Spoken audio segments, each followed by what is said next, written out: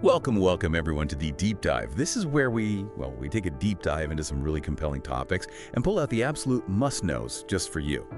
Today we're jumping into something huge: international education. It's capturing the dreams of students all over the globe, and specifically, we're zooming in on Canada, understanding that whole landscape.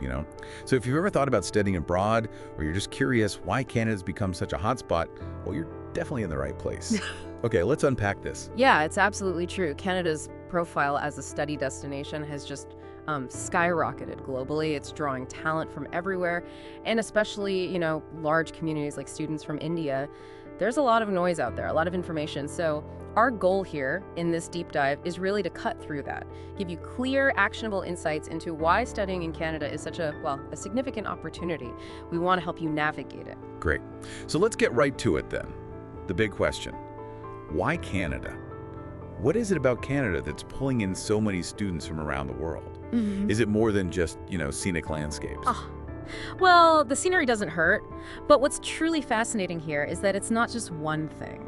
It's a powerful mix of benefits, really integrated benefits that appeal to students looking for, more than just a piece of paper at the end. First off, and this is key, Canada offers genuinely high-quality education. We're talking world-class universities.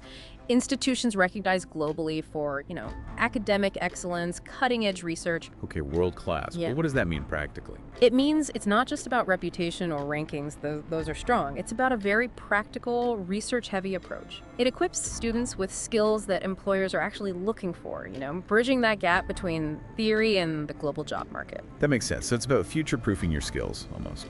But quality often means expensive. Yeah. Right. How does Canada compare on cost? That's actually another major plus. Canada provides this high level of quality at a cost that's, relatively more affordable, especially compared to places like the US or the UK. Really?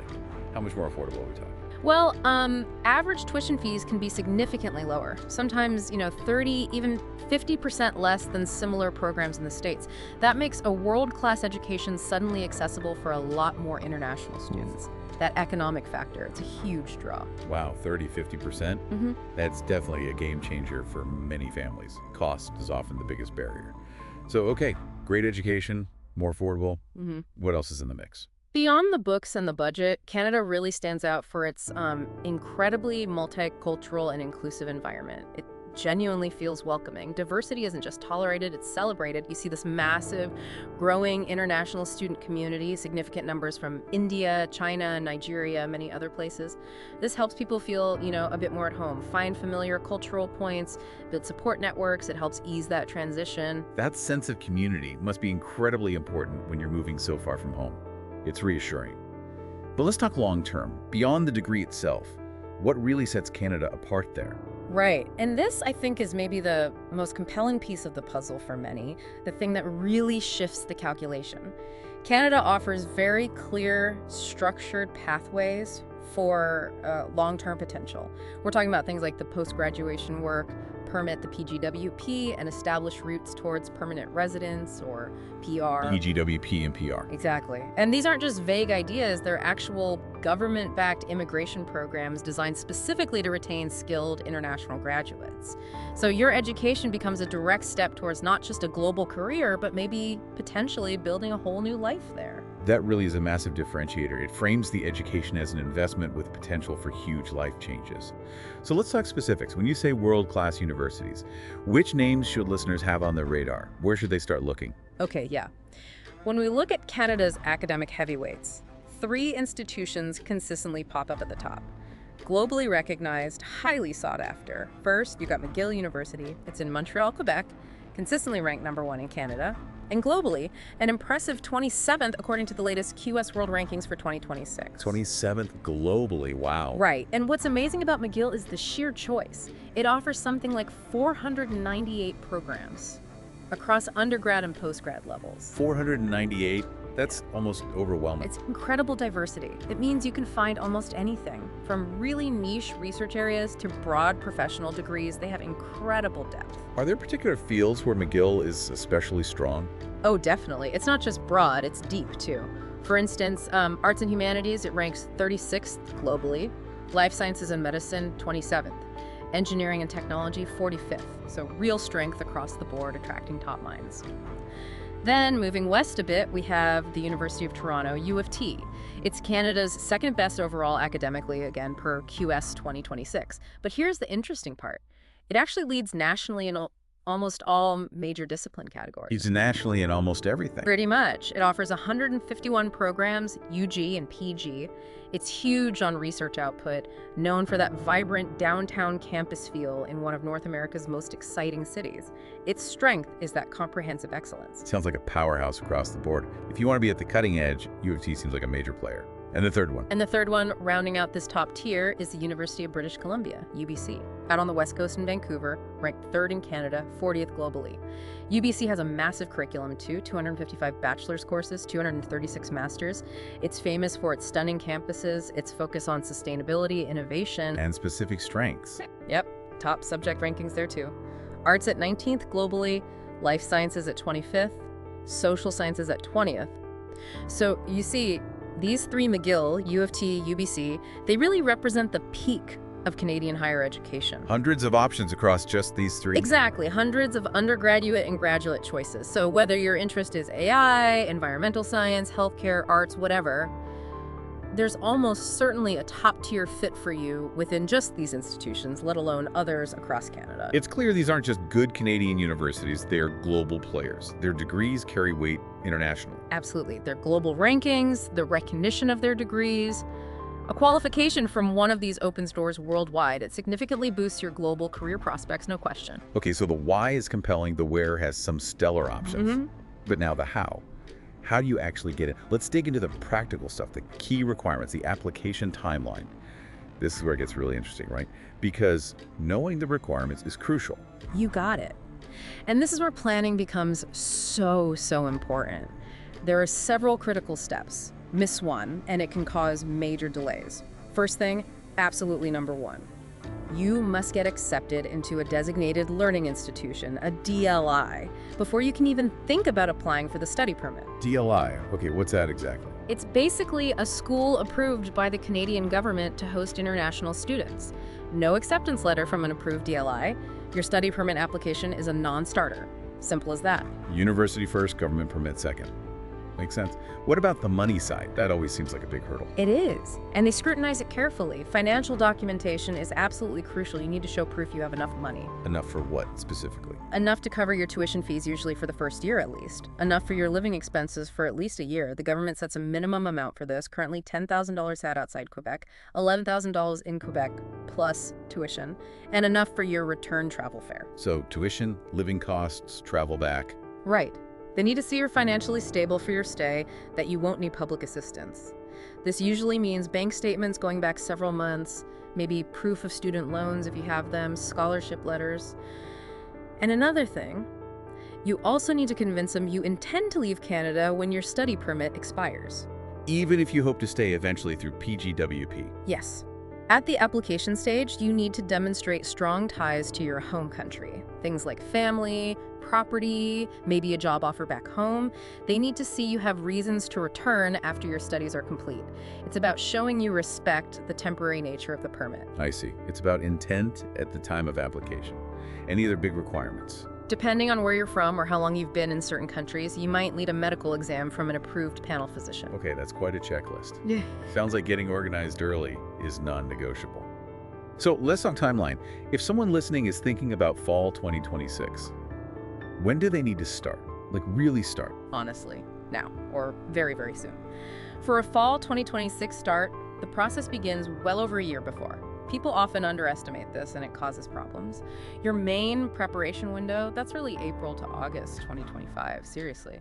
That's when you should be doing the deep research, identifying universities, specific programs, checking all their unique admission requirements, maybe requesting brochures or joining info sessions. It's the exploration phase. A full year and a half before classes start. Yes. That's significant lead time. Definitely not a last minute decision. Not at all. Then say May to September 2025, that's your prime time for exams. Taking English tests like IELTS or TOEFL, getting those scores locked in. And if your program needs graduate exams like the GRE or GMAT, get those done too. Don't wait. You might need to retake. Scores take time to report. Right, build in buffer time for the unexpected.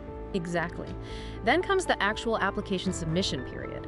This typically opens around October 2025 and might run through January 2026, depending on the university and program. This is when you submit everything online, the application form, transcripts, those letters of recommendation, your statement of purpose, any essays. That sounds intense, getting all those documents together. It is. And then, once you've submitted, you move into the finalizing and permits phase. That's roughly January to March 2026. Finalizing funding proof, applying for the study permit after you get that DLI acceptance letter, arranging housing, booking travel. So when do you actually hear back? When do the offers come? It varies. For domestic students, often late March to late May. For international students, decisions often start rolling out by early April. But here's a tip. High-achieving students who apply early sometimes get offers way sooner, even between November and January. So applying early really can pay off. That whole timeline just underlines the need for planning, being proactive, organized. Seems critical. Okay, so this is all great for getting the education, but as we touched on, for many people listening, the big question is what's next? Life after graduation. Does Canada genuinely offer that pathway beyond the classroom? Yes. And if we connect this to the bigger picture, this is where Canada truly shines and offers something quite unique. It's that post-graduation work permit, the PGWP. This permit lets eligible graduates work in Canada after they finish their studies, gaining valuable Canadian work experience. How long can you work on a PGWP? It depends on the length of your study program. If your program was, say, 8 months to just under 2 years, your PGWP might be for the same duration as your studies. But, and this is key, if your program was 2 years or longer, you can often qualify for a PGWP that's valid for up to 3 full years. 3 years of work experience, that's substantial. It's incredibly valuable, and it's not just about earning money or building a resume. Right. How does that experience link to staying longer term to residency? This is the crucial connection. That Canadian work experience gained on a PGWP is often the key ingredient for transitioning to permanent residence, PR. Canada has specific immigration pathways designed for people with Canadian experience. The most common one for graduates is probably the Canadian Experience Class, or CEC, which is part of the Express Entry System. Your skilled work experience gained on the PGWP often makes you eligible to apply through CEC. It's a very well-trodden, successful path for thousands of international students who want to make Canada their permanent home.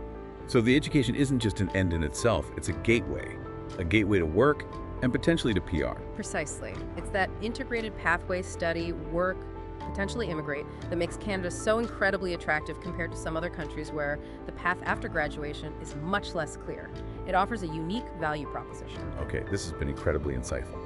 To wrap up our deep dive then, let's crystallize this. For you, our listener, who might be inspired and thinking about this journey, what are some final pro tips, the absolute must-dos? Okay, definitely. Yeah. A few key takeaways.